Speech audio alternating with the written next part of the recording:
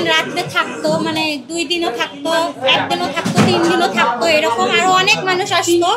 ওনার একটা makeup room আছে, ওই রুমে অনেক মানে পরিমাণে যেগুলা লোকজন আর কি আমরা দেখছি, সবাই মিলে ওই রুমে আসে নেশা করতো, মদ খাইতো। আমি তার নিজে পড়ি। এসব গৃহকর্মীদের পরিমণির বাসায় ইচ্ছাকৃত পাঠানো হয়নি তো আবার? এবার পরিমণিকে নিয়ে মুখ খুলল তার বাসার আরেক গৃহকর্মী। এই গৃহকর্মীর সাথে এবং পরিমণির বাসার অন্যান্য গৃহকর্মীদের সাথে পরিমণি কেমন আচরণ করে এবং পরির বাসায় শেখ সাদির সাথে পরিমণি কিভাবে মেলামেশা করে, কে কে পরিমণির বাসায় রাতে আসা যাওয়া করে, সেই সমস্ত বিষয় নিয়ে এবার মুখ খুলল এই নতুন গৃহকর্মী। কিন্তু প্রশ্ন উঠছে, কারা এই গৃহকর্মী? এদেরকে আবার কেউ চক্রান্ত করে পাঠায়নি তো পরিমণির বাসায়? চলুন ভিউয়ার্স, ঘটনার বিস্তারিত কাহিনী জেনে নেওয়া যাক। পরিমণির বাসায় যারা কাজ করে অনেকে অভিযোগ করেছে তারা বকেয়া বেতন পায়।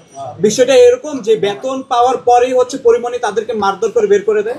হ্যাঁ, আমি দেখছি আরো 2 জনকে বেতন ছাড়া বের করে দেওয়া হয়েছে। সম্প্রতি পরিমণির বাসার আরেকটা গৃহকর্মী মিডিয়ার সামনে এসে পরিমণিকে নিয়ে যা নয় তাই বলেছে। পিঙ্কিকে বাসা থেকে বের করে দেওয়ার আগে এই গৃহকর্মীকে 1 মাসের বেতন বকেয়া রেখে নাকি বাসা থেকে বের করে দেওয়া হয়েছিল। শুধু তাই নয়, সে এও বলেছে যে পরিমণি নাকি তার বাসার গৃহকর্মীদের অকথ্য ভাষায় গালিগালাজ করে।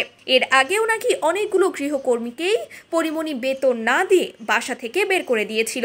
শুধু তাই নয়, এই মহিলা শেখ সাদিকে নিয়ে বলে, পরিমণির বাসায় শেখ সাদি আসলে টানা 3 থেকে 4 দিন একসাথে কাটাতো পরিমণির সাথে, একসাথে লাল পানি পান করত, রাতে একই বিছানায় ঘুমাতো।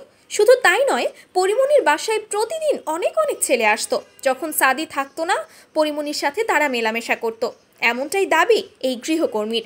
আমি ওনার বাসায় দেখছি শেখ সাদিক ভাইয়া আসতো, 2 দিনও থাকতো, 1 দিনও থাকতো, 3 দিনও থাকতো, এরকম আরো অনেক মানুষ আসতো। অনেকেই বলছে গৃহকর্মীরা একসাথে পরিমণির বিরুদ্ধে লেগেছে একই সময়ে। নিশ্চয়ই এর পেছনে বড় কোনো চক্রান্ত কাজ করছে।